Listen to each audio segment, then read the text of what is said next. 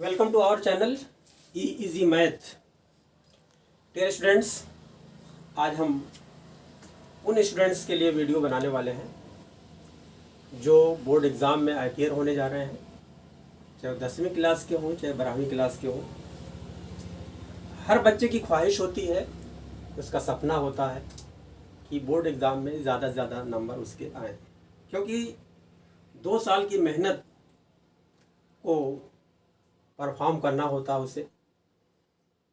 उसको एक टेंशन भी रहती है, एक घबराहट भी रहती है, एक तनाव भी रहता है कि हाउ टू गेट 100% मार्क्स, यानी एग्ज़ाम में 100 में 100 कैसे लाए जाएं, क्योंकि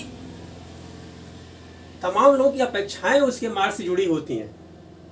एक खुद भी उसकी अपेक्षा है कि उसको 100% मार्क्स मिले, एक दूसरे उसके पेरेंट्स, उसके माँ बाप, उसके भाई बहन, उसके दोस्त यार, उसके रिश्तेदार और समाज के बहुत से लोग की अपेक्षाएं होती हैं। वो जानना चाहते हैं कि इनका पेपर, इनके बेटे का पेपर या इनका पेपर कैसा हुआ है। तो बड़े चैलेंजेस होते हैं, तो आपके दिमाग में बहुत सारे क्वेश्चन चल रहे होते हैं। तो उन्हीं सब क्वेश्चन का सलूशन मैं लेके आया हूँ। मैं बोर्ड एग्ज़ाम की कॉपी, खासकर यूपी बोर्ड की कॉपी लगभग 32 साल से चेक कर रहा हूँ। मैथमेटिक्स की कॉपी चेक कर रहा हूँ, इंटरमीडिएट की। तो आपने, क्योंकि बोर्ड एग्ज़ाम करीब है, तो अपनी शंकाओं को, अपने सवालों को का जवाब पाने के लिए बहुत सारी वीडियोज़ आज तक देख चुके होंगे आप लोग। तरह तरह के सलूशन लोगों ने सुझाए होंगे। तो मेरी भी एक ख्वाहिश थी कि मैं 32-33 साल से कॉपी जांच रहा हूँ, बच्चों को पढ़ा रहा हूँ। तो पढ़ाते वक्त तो बच्चों को तो मैं बता ही देता हूँ क्या क्या इंस्ट्रक्शंस हैं, क्या क्या प्रिकॉशंस आपको लेनी है। लेकिन चूँकि यूट्यूब पर मेरी वीडियोज़ पढ़ाई की चल रही हैं, तो मैंने सोचा कि यूट्यूब के ज़रिए बहुत सारे लोगों तक ये मैसेज पहुँचे। क्योंकि मैं खुद कॉपी जांचता हूँ इंटरमीडिएट मैथमेटिक्स की, तो उसकी बहुत सारी बारीकियाँ, उसकी बहुत सारी जो पॉइंट्स हैं, जितना अच्छा मैं बता पाऊँगा शायद जो ना जांचते हो नहीं बता पाएंगे। इसको आप भी मानोगे, जो आदमी काम करता है, जितना अच्छी जानकारी उसके बारे में उसको होती है उतना दूसरे को नहीं हो सकती। दूसरा तो सुनी सुनाई बात कहेगा। जैसे कोई यूट्यूबर है, वो कहेगा एग्जामिनर ने ऐसे बताया, तो चूंकि मैं खुद एग्जामिनर हूँ और इस साल भी रहूँगा, हर साल रहता हूँ, 32 साल से मैं कॉपी जांच रहा हूँ। तो वो बारीकियाँ जहाँ पर बच्चे गलती करते हैं, जिससे उनके मार्क्स कट जाते हैं, और कैसे गलती होने पर मार्क्स उसको अच्छे मिल जाते हैं, ये सारी चीज़ें मैं आपको बताने वाला हूँ। तो मैं कुछ पॉइंट्स बताने के पहले मैं शुरू में आपको बता देना चाहता हूँ कि एग्जामिनर के पास आपकी कॉपी जाएगी, एग्जामिनर कॉपी जांचेगा आपकी। तो एग्जामिनर के सामने आपकी कॉपी में मैटर को, आंसर को जितने अच्छे ढंग से रिप्रेजेंट किया गया होगा, जितने अच्छे ढंग से प्रस्तुत किया गया होगा, उतने ही वो प्लीज्ड होगा, वो खुश होगा और आपकी छोटी छोटी कमियों को अवॉइड करते हुए फुल मार्क्स आपको देगा, जिससे आप 100% मार्क पाएंगे। तो कोशिश ये होनी चाहिए कि आप सलूशन जब करें, कॉपी में आंसर लिखें, तो ये सारी बातें जिससे कि एग्जामिनर खुश हो जाए, एग्जामिनर के जांचने में आसानी पैदा करें। आप ऐसा लिखें कि जिससे एग्जामिनर को जांचने में आप सहयोग कर रहे हो, तो एग्जामिनर प्लीज्ड हो जाएगा, तो आपकी छोटी छोटी गलतियों को माफ़ कर देगा। अगर आधा नंबर कहीं काटने की ज़रूरत है तो काटेगा नहीं, आपको खुश होकर के दे देगा। तो आपको एग्जामिनर को सहयोग भी करना है, कोऑपरेट करना है। कैसे बच्चे गलतियां करते हैं, जैसे मैं एग्जाम्पल की तरफ बताना चाहूँगा। मान लीजिए 2 बच्चे हैं जिनका 100% क्वेश्चन तैयार है। एक बच्चा पेपर करके आया, मिलान किया, सब सही उसका है। दूसरा बच्चा भी करके आया, घर पे मिलान किया आंसर की से, उसका भी सब सही है। जब रिजल्ट आया तो एक को 100% मार्क मिलते हैं, यानी 100 में 100 मिलते हैं। अब एक को 100 में 85 मिलते हैं या 80 मिलते हैं, यानी 15-20 नंबर उसके कट जाते हैं। ऐसा होता क्यों है? ऐसा इसीलिए होता है जो तमाम कमियां कर जाते हैं। तो आज उन्हीं कमियों को मैं आपको बताने वाला हूं, जिससे आप प्रिकॉशन लें और आपको 100% मार्क्स मिल सके। तो मैं कोशिश करता हूं उन पॉइंट्स को उजागर करने का कि जिससे आपके मार्क्स कट जाते हैं या आप गलत करके आते हो तो आते हैं। पहला पॉइंट, आप एग्जामिनेशन रूम में, एग्जामिनेशन हॉल में आप पहुंच गए हो, आप अपनी सीट पर बैठ गए हो, आपने अगल बगल चेक भी कर लिया है, कोई कागज़ लिखा हुआ या बगैर लिखा हुआ उसको बाहर निकाल के आपने फेंक दिया है। आपको जो कमरे में ड्यूटी करते हैं जो मास्टर साहब, उनको इनविजिलेटर कहते हैं, यानी कक्ष निरीक्षक। मैंने बहुत से लोगों को ये कहते हुए यूट्यूबर को देखा है कि उन कक्ष निरीक्षकों को वो लोग एग्जामिनर बोलते हैं। तो आप पे कंफ्यूज ना हो सकता आप भी वो वीडियो देखे हो। तो कमरे में जो ड्यूटी करता है, आपका जो एग्ज़ाम लेता है, उस टीचर को इनविजिलेटर कहते हैं। इनविजिलेटर यानी हिंदी में कहते हैं कक्ष निरीक्षक, कक्ष निरीक्षक। और जो आदमी, जो टीचर कॉपी जांचता है, उसको एग्जामिनर बोलते हैं, एग्जामिनर, परीक्षक। ये दोनों का अंतर फर्क समझिए आप। अब टीचर ने, इन्विजिलेटर ने आपको कॉपी दे दिया, तो पहला काम करें, कॉपी आप पाते ही कॉपी के कवर पर, कॉपी में इंस्ट्रक्शन दिया रहेगा, उसको इंस्ट्रक्शन को आप सावधानी पूर्वक पढ़ लीजिए। उसके बाद कवर पर अपना नाम नहीं रहेगा, रोल नंबर अंकों और शब्दों में, डेट क्या है, पेपर क्या है, कौन सी मीटिंग में एग्ज़ाम हो रहा है, ये सारी चीज़ें, रूम नंबर, ये सारी चीज़ें उसमें आपको सावधानी पूर्वक फिल कर देना है। तो पहला काम करेंगे कवर को फिलअप करेंगे, कवर पर भर देंगे पूरा डिटेल। इतना हो गया। अच्छा, भरेंगे किससे? आप पेन से भरेंगे। तो पेन जो है, आप जो है कम से कम 4 पेन ले जाइएगा, बाल पेन, 2 ब्लैक और 2 ब्लू ले जाइएगा, और एक स्केच। स्केच से क्या होता है, हेडिंग डालने के लिए काम आता है और क्वेश्चन नंबर डालने का काम आता है। बाकी सॉल्यूशन जो करेंगे आप, नीले रंग से आप सॉल्यूशन करेंगे, हल करेंगे, उसका उत्तर देंगे। तो कवर को आपने भर दिया। उसके बाद आपको पेपर मिल जाएगा। पेपर को भी आप सावधानी पूर्वक पढ़ लेंगे। पेपर, ये पेपर है आपका ये पेपर है। ये पेपर आप सावधानी पूर्वक पढ़ेंगे। इसमें भी इंस्ट्रक्शन दिया हुआ है। समय 3 घंटे 15 मिनट। इसमें 15 मिनट पेपर पढ़ने के लिए आपके लिए, 3 घंटा लिखने के लिए है, इसलिए 15 मिनट पेपर को आप सावधानी पूर्वक पढ़ लीजिए, ठीक है। और उसके बाद पेपर आपने जब पढ़ लिया तब, अच्छा एक चीज़ और है, लिखने से पहले आपने जब पेपर पढ़ लिया,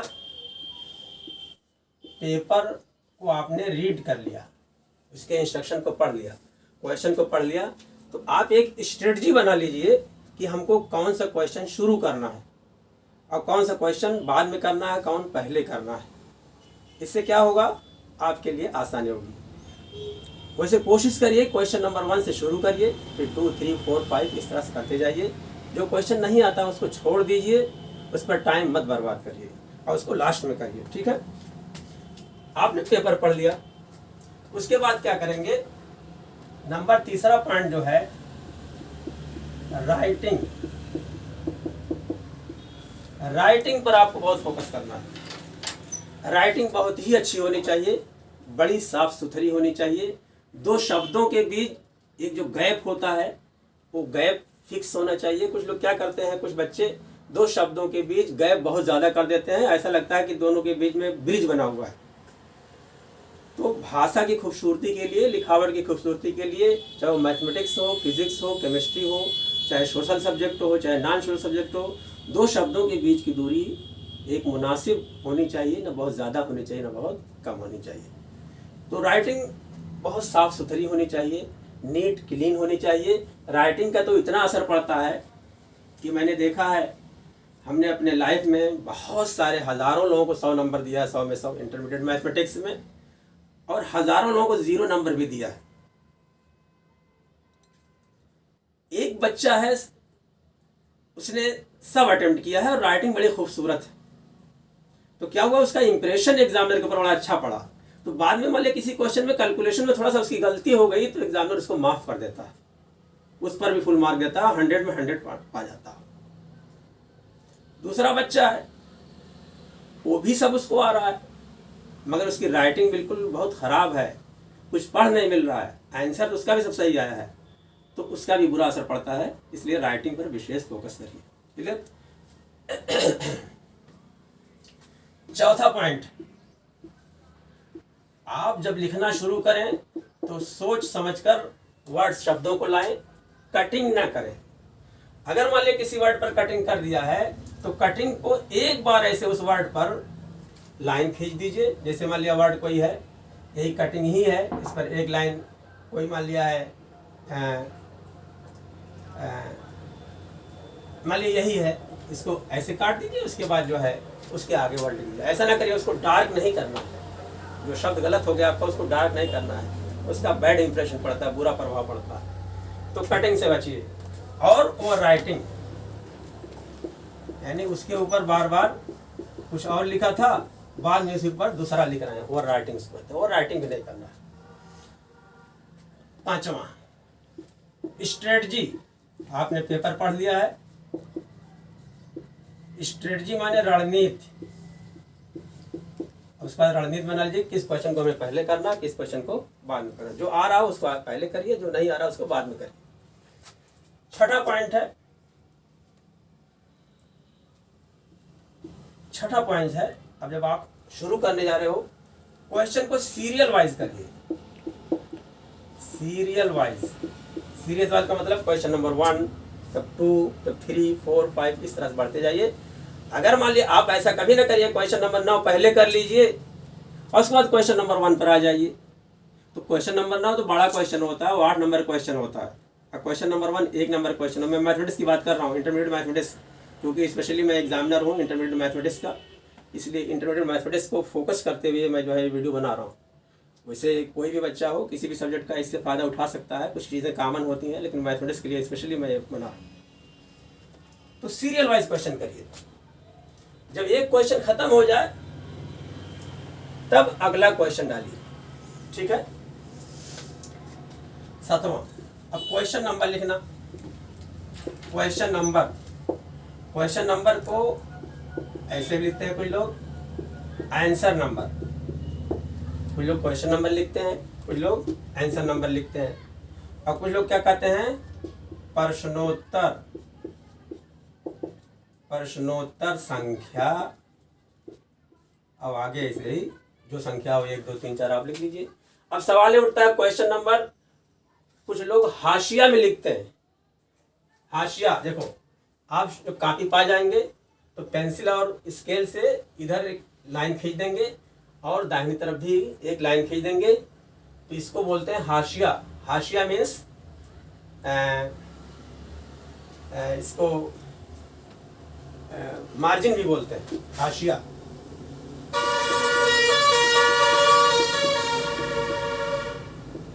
मार्जिन यानी जो जगह छोड़ दी जाती है उसको हाशिया बोलते हैं। तो अब क्वेश्चन नंबर लिखने का या आंसर नंबर लिखने के तरीके सब अलग अलग हैं। आपको जो आपकी आदत है, जो बेहतर है, वो करते रहिए, और अगर हम जो बता रहे हैं उससे पसंद आ जाए तो इसको करिए। अब जैसे मान लिया आपने एक पेज लिया है, बोर्ड की, यूपी बोर्ड की या किसी भी बोर्ड की कॉपी का एक पेज हमने लिया है, इस पर आपको लिखना है। मान लिया क्वेश्चन यही शुरू करना है, तो अब लिखना है, मान लिया क्वेश्चन नंबर 1 कोई बच्चा करना चाहता है, तो आप यहाँ लिखोगे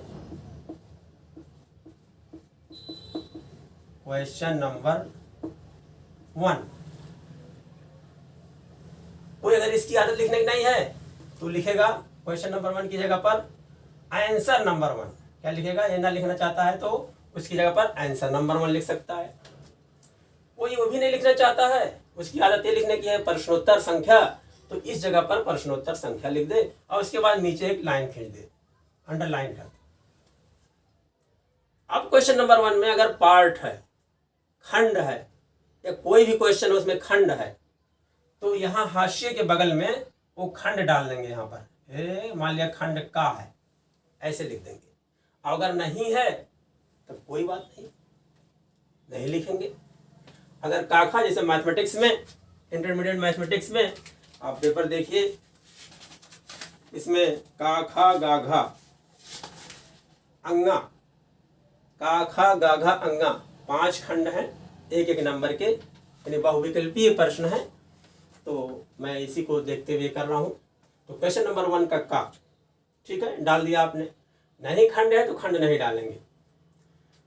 अब अगर बहुविकल्पीय प्रश्न, जैसे मैं 1 डाल दिया हूँ, तो 1 का पेपर में दिया हुआ है, समुच्चय n में संबंध R निम्नवत परिभाषित है।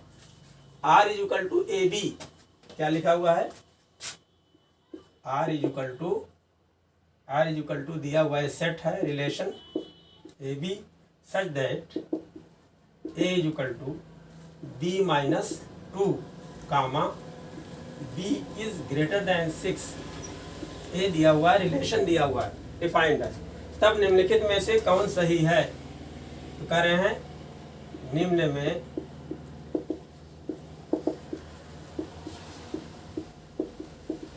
कौन सही है। अब ऑप्शन दिया हुआ है, number 1 2, 4 belongs to R, number 2 3, 8 belongs to R, और नंबर 3 6, 8 बिलोंग्स टू R,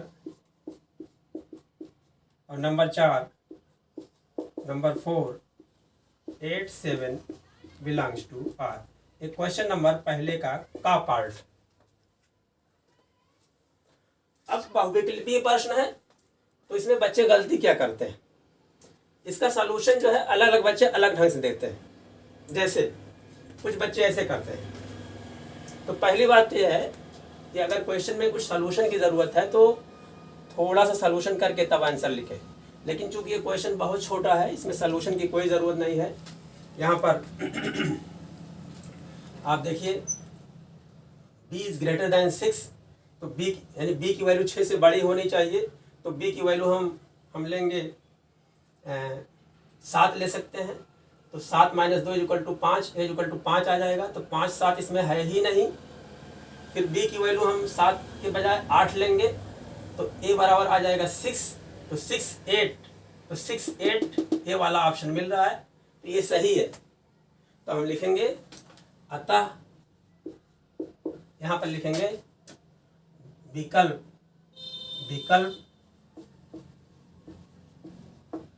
4, नहीं सॉरी, विकल्प 3, और 3 के आगे क्या है? 6, 8 बिलोंग्स टू R, सही है। आगे लिखेंगे सही है। अब इसको अंडरलाइन कर देंगे। इसको क्या करेंगे? अंडरलाइन कर देंगे। अंडरलाइन कर देंगे या इसको ऐसे बॉक्स में बना देंगे, जैसे भी चाहें, ताकि पता चले जो है एग्जामिनर को देखते ही मालूम हो जाए कि आसानी है। बच्चे गलती क्या करते हैं इसमें? गलती ये करते हैं, कुछ बच्चे लिखते हैं अतः विकल्प 3 सही है, ऐसे लिख देते हैं। ऐसे लिखते हैं 1 का, अब आगे सिर्फ 3 लिख दिया। ऐसे लिखते हैं 1 का आगे ऐसे लिख दिया। कुछ लोग क्या करते हैं? ऐसे लिखते हैं 1 का, अब 3 के आगे क्या चीज़ है? 6, 8 belongs to R, 6, 8 belongs to R। कुछ लोगों ने ऐसे लिखा और कुछ लोगों ने ऐसे लिखा। सही दोनों है, लेकिन इसमें एग्जामिनर को असुविधा होगी। एग्जामिनर को नहीं याद है तो तीसरा पेपर में ढूंढेगा भाई कौन विकल्प सही है। यहाँ लिखा है तो फिर ढूंढेगा कौन सही है। तो बेहतर, सबसे अच्छा तरीका है, बेस्ट मेथड जो है, आप क्या लिखोगे? 3 लिख करके, और 3 के आगे जो है 6 8 बिलोंग्स टू आर, ये पूरा कंप्लीट लिखोगे तो इसको 1 नंबर फुल मिलेगा आपको, कोई दुनिया की ताकत काट नहीं सकती है। और इसमें मार्क्स कट जाने की संभावना है, इसमें भी, ठीक है। तो आप दोनों लिखें, कभी भी गलती ना करें। चलिए, तो ठीक हो गया। अब मैं इसी पेपर का क्वेश्चन नंबर खा पार्ट ले रहा हूँ। आपने का किया, खा किया, ऐसे खा लिखेंगे, उसके बाद फिर गा लिखेंगे, फिर घा लिखेंगे, इसके आगे एक एक लाइन छोड़ के लिखेंगे आंसर। अगर सॉल्यूशन की ज़रूरत है तो हल्का सा सॉल्यूशन देंगे। जैसे का में सॉल्यूशन की कोई ज़रूरत नहीं थी, ज़ुबानी हो गया। खा में भी कोई ज़रूरत नहीं है, गा में भी कोई ज़रूरत नहीं, मगर घा में है। घा वाला क्वेश्चन है, घा का क्वेश्चन है 1 घा tan inverse √3, tan inverse √3 minus sec inverse -2 का मान है नंबर 1 पाई, नंबर 2 -π/3, नंबर 3 π/3 और नंबर 4 2π/3। ये भी बहुविकल्पी है। तो आप अंदाज से तो लगाओगे तो गलत भी हो सकता है, सही भी हो सकता है। इसलिए इस क्वेश्चन का हल्का सा सॉल्यूशन दे देंगे। सॉल्यूशन देखिए क्या होगा, हल्का सॉल्यूशन दे देंगे, तब उसके बाद आंसर लिखेंगे।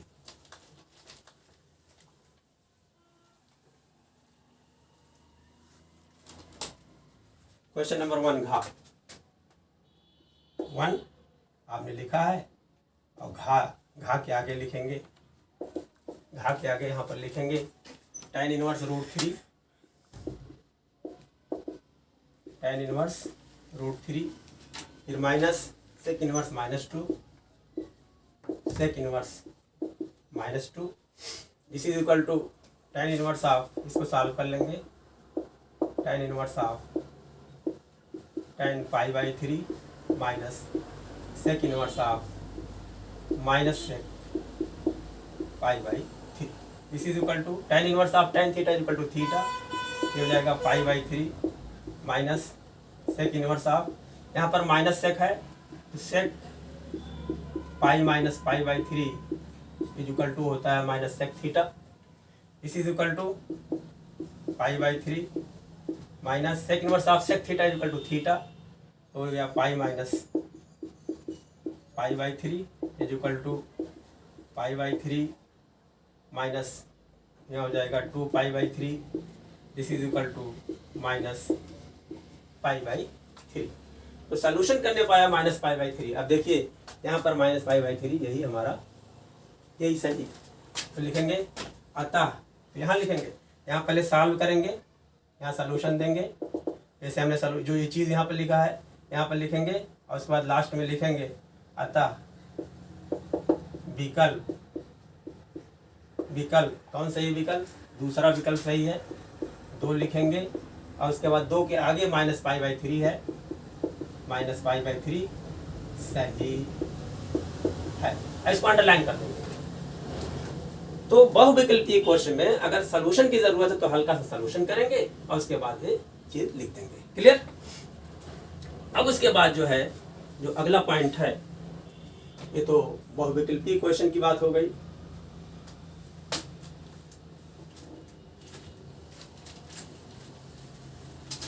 बहुविकल्पी आपने कर लिया, और उसके बाद आके जाएंगे आप दूसरा क्वेश्चन पे जाएंगे। दूसरे में भी जो है खंड होते हैं, उसमें भी पार्ट होते हैं। दूसरे में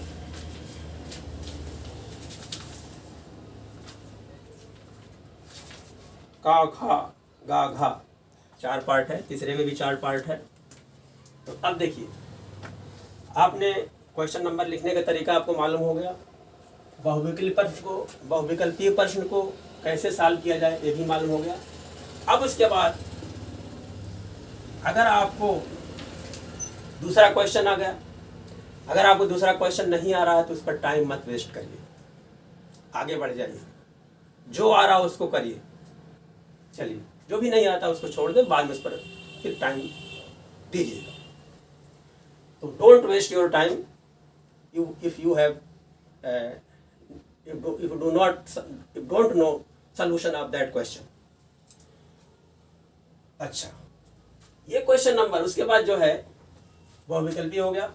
अब मान लिया आपने का खा गा घा अंगा जो भी है सब कर लिया, एक पेज पर आ गया तो कोई बात नहीं, अगले पेज पर दूसरा क्वेश्चन तीसरा क्वेश्चन जो भी हो आप करेंगे। लेकिन मान लिया ये आधे पेज पर ही हो गया, आपका आधा पेज बाकी रह गया, तो 2-3 लाइन छोड़ करके अगला क्वेश्चन करेंगे। यानी एक क्वेश्चन खत्म होने के बाद 2-3 लाइन छोड़कर अगला क्वेश्चन नंबर डाल करके अगला क्वेश्चन नंबर का सलूशन देना शुरू कर दें। अब मान लिया आपने कोई क्वेश्चन यहाँ से शुरू किया और आके यहाँ खत्म हो गया, आप में 2-3 लाइन नहीं बल्कि 4 लाइन 5 लाइन बाकी रह गया है, तब भी आप कोई नया क्वेश्चन ऐसा नहीं शुरू करेंगे जो वहाँ ना आए, इसलिए आप पन्ना पलट दीजिए अगले। यानी अगर 4-5 लाइन अगर बाकी है और कोई क्वेश्चन जो आप करने जा रहे हो उसमें नहीं आ पाएगा तो पेज छोड़ करके अगले पेज पर चले जाओ, वहां पर क्वेश्चन नंबर डाल के शुरू करो। ये तो हो गया। नेक्स्ट पॉइंट, मान लिया क्वेश्चन नंबर आपने जो शुरू किया है उसमें पार्ट है, खंड है, तो पार्ट तो सब में है।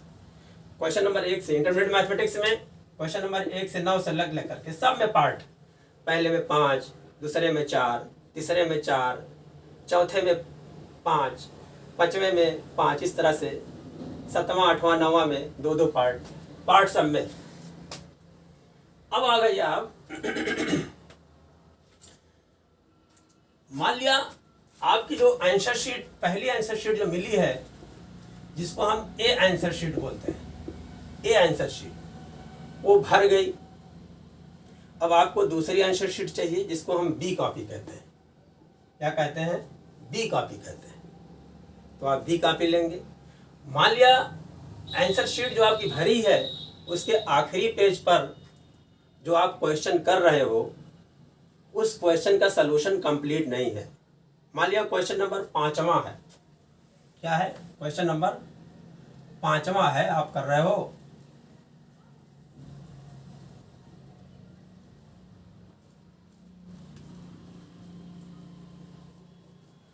आप जो कर रहे थे क्वेश्चन, यहां से कर रहे थे क्वेश्चन नंबर 5 था, उसका पार्ट था का पार्ट। इसमें का खा गा घा अंगा इतने पार्ट हैं।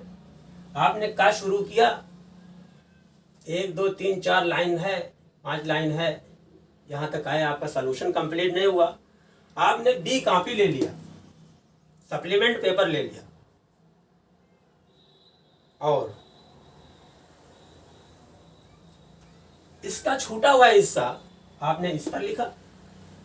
तो चूंकि 5 आंसर ए आंसर से आंसर बुक से बी पर आप जा रहे हो, इसका छूटा हुआ पार्ट आप लिख रहे हो, इसलिए बी पर जहां लिख रहे हो, ये था क्वेश्चन नंबर 5 का पार्ट, तो वहां पर भी लिखोगे, बी कॉपी में भी लिखोगे क्वेश्चन नंबर 5 का पार्ट, ताकि एग्जामिनर को आसानी हो कि पीछे कौन क्वेश्चन था, आगे कौन क्वेश्चन आ गया। अब उसके बाद यहाँ पर अगर इन्विजिलेटर महोदय जो हैं, यहाँ पर आपको बी कॉपी लिख देंगे या B1 कॉपी लिख देंगे और ए आंसर शीट पर A प्लस B1 वो लिख देंगे। अगर वो नहीं लिखते हैं तो आप खुद लिख लीजिएगा, ताकि ये मालूम हो कवर पर कि आपने बी कॉपी लिया है। मान लिया बी कॉपी भी भर गई आपकी, B1 कॉपी भर गई, तो आपने फिर दूसरी कॉपी लिया जिसको हम B2 कहेंगे, तब तो उस कॉपी पर B2 लिखेंगे। अगर इन्विजिलेटर महोदय ने B2 लिख दिया है तो ठीक है, नहीं लिखा तो आप खुद लिख दोगे। और कवर पर भी A प्लस B1 लिखा ही था तो आप वहाँ पर प्लस B2 लिख दोगे। अब मान लिया आपने B1 भी लिया, B2 भी लिया। अब क्वेश्चन नंबर 5 का पार्ट ए आंसर शीट पर किया था आपने, ए आंसर बुक पर किया था, शेष पार्ट B1 पे किया था। इस तरह से आप करते गए और फिर B2 कॉपी भी लिया। जब आप कॉपी को नत्थी करोगे तो अब आपको वहाँ पर ध्यान देना है।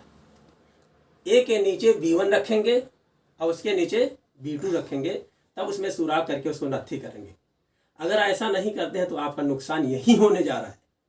जैसे 5वां क्वेश्चन 4 नंबर का है, आपने 5वां क्वेश्चन का कुछ पार्ट ए कॉपी पर लिखा है, कुछ पार्ट B1 पे लिखा है। आपने वो पार्ट B1 को पहले नत्थी ना करके B2 को नत्थी कर दिया, तो एग्जामिनर तो ढूंढेगा भाई इसका सलूशन, इसका फाइनल आंसर किधर गया, वो नहीं पाएगा। तो झुझला करके वो 4 नंबर ना दे करके आपको 2 नंबर दे देगा, 3 नंबर दे देगा। फिर बाद में वो B2 में आपके पाएगा, लेकिन आपका नुकसान हो चुका होगा। अगर एग्जामिनर महोदय थोड़ा सा टाइम बर्बाद करेंगे, थोड़ा सा टाइम वेस्ट करेंगे, तो फिर आपको नंबर दे भी सकते हैं कटिंग करके, क्योंकि नंबर कवर शीट पर चढ़ता है। ये आंसर बुक पर हर क्वेश्चन का नंबर आपका चढ़ता है, और एक बार उन्होंने नंबर दे दिया तो नंबर चढ़ गया, अब उनको दोबारा कटिंग करना पड़ेगा, नंबर फिर से देंगे। तो ये सब चीज़ों से बचने के लिए अब जिम्मेदारी यहाँ आपकी है कि एग्जामिनर को कितनी आप सुविधा दे रहे हो, एग्जामिनर के लिए आप कितनी आसानी पैदा कर रहे हो। इसका ध्यान दें, कॉपी का सीरियल नंबर ऑर्डर में ही लगाएं। तो हो गया।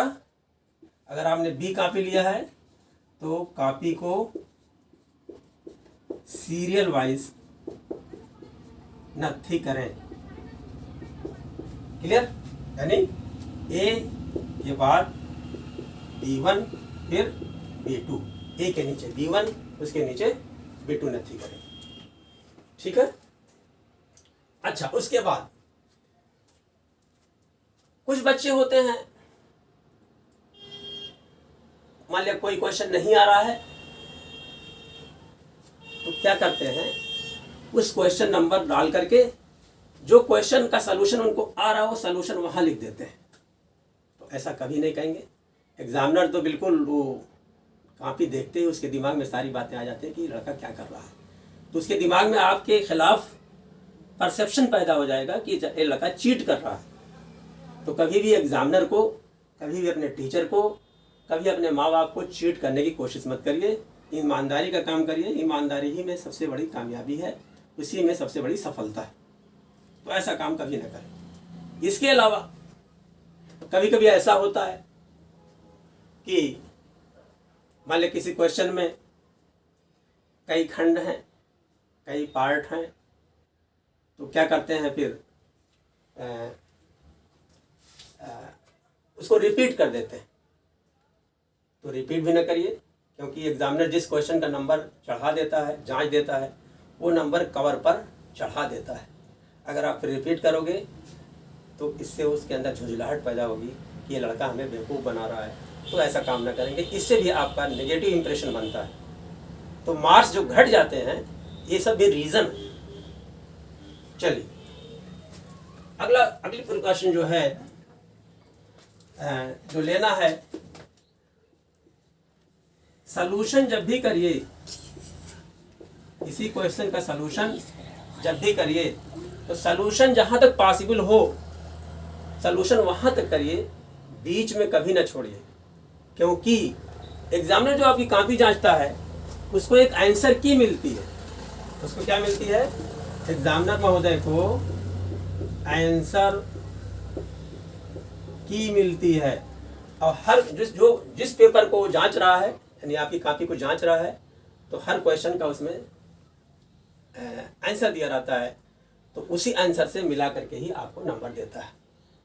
आपका मान लिया किसी क्वेश्चन में आंसर कुछ और आ रहा है, एग्जामिनर साहब के पास आंसर कुछ और है, तो आंसर डिफर कर जाएगा, तो आपका उसमें नुकसान हो सकता है। हाँ, अगर आपने स्टेप सही लिया है तो स्टेप पर आपको नंबर कुछ मिल जाएंगे, लेकिन स्टेप भी गलत है, वो भी वो एग्जामिनर कैसा है इसके ऊपर भी डिपेंड करता है। जैसे बहुत से टीचर ऐसे एग्जामिनर बन जाते हैं, जैसे मैं 12th क्लास को पढ़ाता हूँ मैथमेटिक्स, और मैं एग्जामिनर बन जाता हूँ, तो मुझे उसके बारे में एक एक चीज़ के बारे में जानकारी है। कोई बच्चा कहाँ कमी कर रहा है, कहाँ वो अच्छा कर रहा है, देखते ही फ़ौरन मालूम हो जाता है। लेकिन बहुत से एग्जामिनर ऐसे बन जाते हैं जो क्वालिफाइड तो रहते हैं, मगर वो पढ़ाते नहीं कभी क्लास में, वो दूसरी क्लास में पढ़ाते हैं, दूसरा सब्जेक्ट पढ़ाते हैं, तो वो तो सिर्फ आंसर की से ही नंबर देंगे। तो अगर उनके हाथ में वो कॉपी मिल गई तो इसमें उन बच्चों का नुकसान हो जाता है जो आंसर चाहिए वो नहीं मिल रहा है। इसलिए मैं बार बार कहता हूँ, क्लास में पढ़ाते वक्त भी कहता हूँ कि सलूशन जहां तक पॉसिबल हो वहां तक करिए, बीच में कभी सलूशन करके ना छोड़िए। मैं एग्जांपल लेता हूँ, एक क्वेश्चन लेता हूँ और उसके जरिए मैं समझाने की कोशिश करता हूँ। जैसे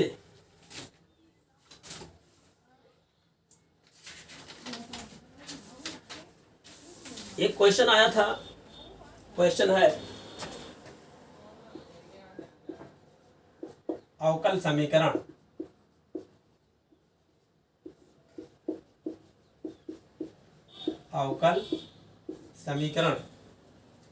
D by D x of Y is equal to square root of 4 minus Y square को हल कीजिए,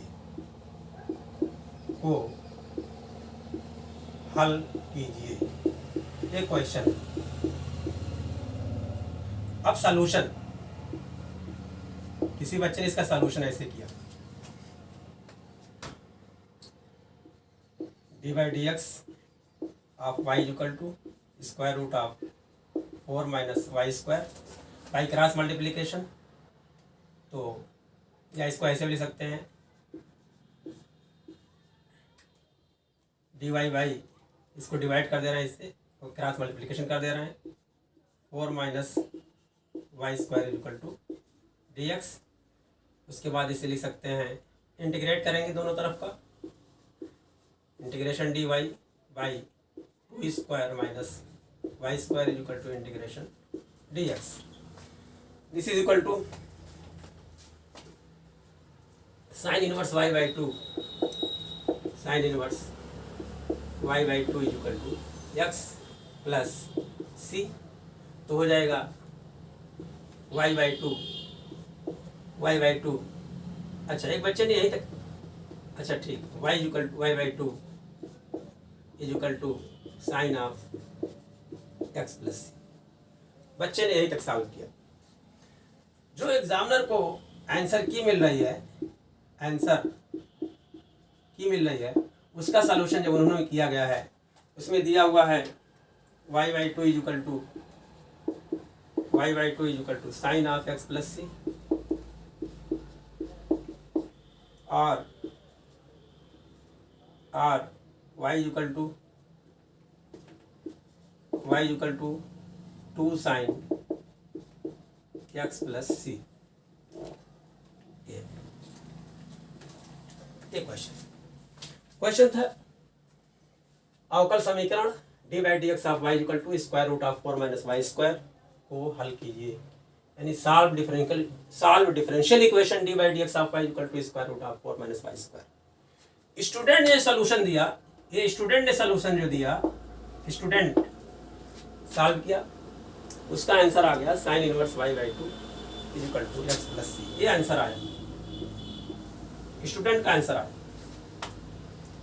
एग्जामिनर महोदय के पास जो आंसर शीट है, आंसर की है, उसमें यहाँ तक लगाया गया है, यानी वाई बाई 2, यानी साइन इनवर्स इनका भी आया है, इसमें साइन इनवर्स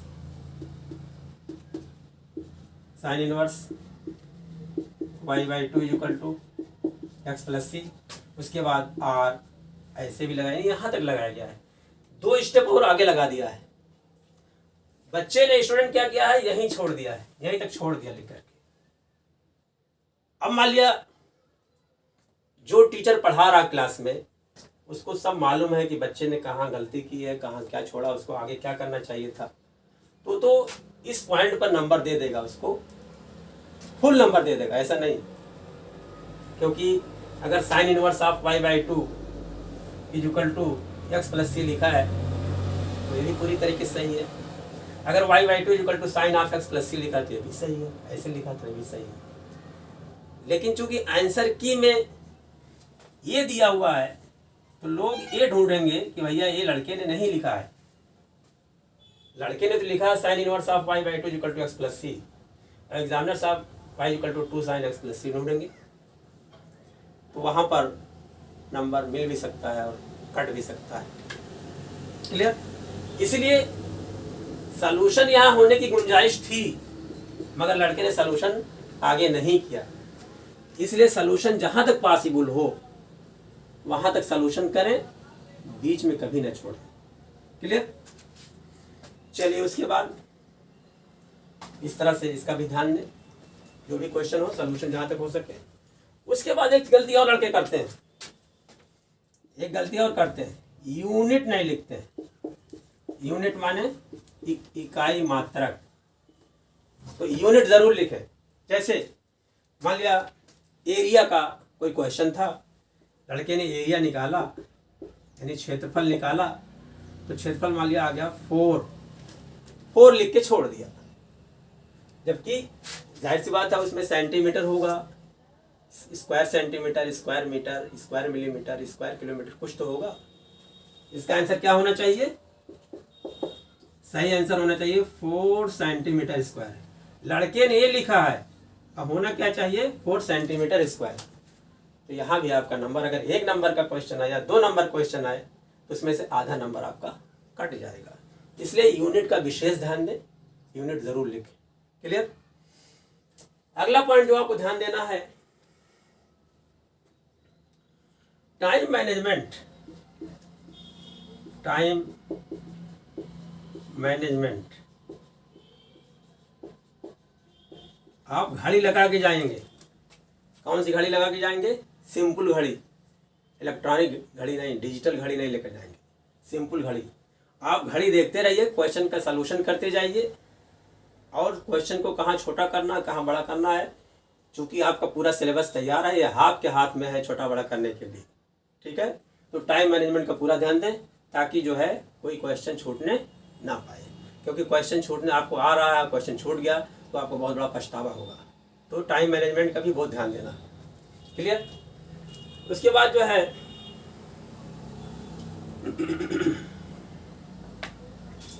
यूनिट हो गया, टाइम मैनेजमेंट हो गया। उसके बाद अगला पॉइंट जो है, आपने सारा क्वेश्चन कर लिया, तो उसके बाद फिर जो है टाइम आपके पास 2 मिनट 3 मिनट बचा है, तो आप जो है चेक कर लें, जो कुछ आपने लिखा है चेक कर लें कि कहीं कोई चीज़ कहीं मिस्टेक नहीं हुई है, कहीं क्वेश्चन नंबर तो नहीं। क्या करते हैं कुछ लड़के, जो क्वेश्चन नंबर एक खत्म हुआ उस पर अगला क्वेश्चन का सलूशन शुरू कर देते हैं और क्वेश्चन नंबर डालते ही नहीं है, या क्वेश्चन नंबर डाल दिया तो उसका खंड नहीं डालते हैं। तो खंड डालना भी बहुत ज़रूरी है। ठीक है, मैं इसके पहले बता चुका हूँ। तो कुल मिलाकर के ये सारी बातें जो बताई गई, इन सब बातों पर अगर आप सावधानी बरतोगे, तो अगर आपका सिलेबस तैयार है, आपने जो कुछ भी किया है, आपको जो किया है अब सही है, तो फुल मार्क मिलेंगे। तो मेन बात ये है कि आपको कॉपी को सजा के लिखना है, डेकोरेट कर देना है। आपको सब आ रहा है, डेकोरेट कर देना है, ये सारे रूल को फॉलो करना है। आपको सहयोग करना है एग्जामिनर महोदय का, उसकी हेल्प करना है, उसको कोऑपरेट करना है, ताकि उसके अंदर ये फीलिंग पैदा हो जाए कि बच्चा बहुत इंटेलिजेंट है और बहुत ही सिस्टमेटिक क्वेश्चन का सलूशन दिया है। तो उससे वो प्लीज्ड हो जाएगा, वो खुश हो जाएगा।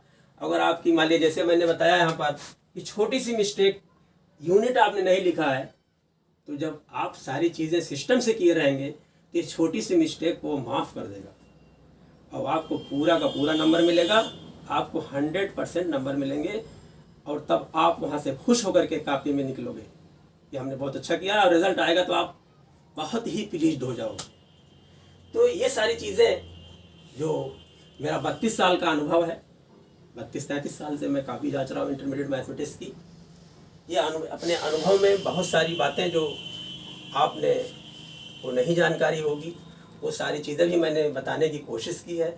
इसके बाद भी अगर कुछ चीज़ें मुझसे बाकी रह गई हों, तो आप कमेंट बॉक्स में जा कर के अगर कहीं भी कोई डाउट हो तो उस डाउट को पूछ सकते हैं, और उसका मैं जवाब ज़रूर दूंगा, ताकि आपका भविष्य उज्जवल रहे, आप 100% मार्क्स पा सकें। उम्मीद करता हूँ आपकी सारी कॉन्सेप्ट क्लियर हो गए होंगे।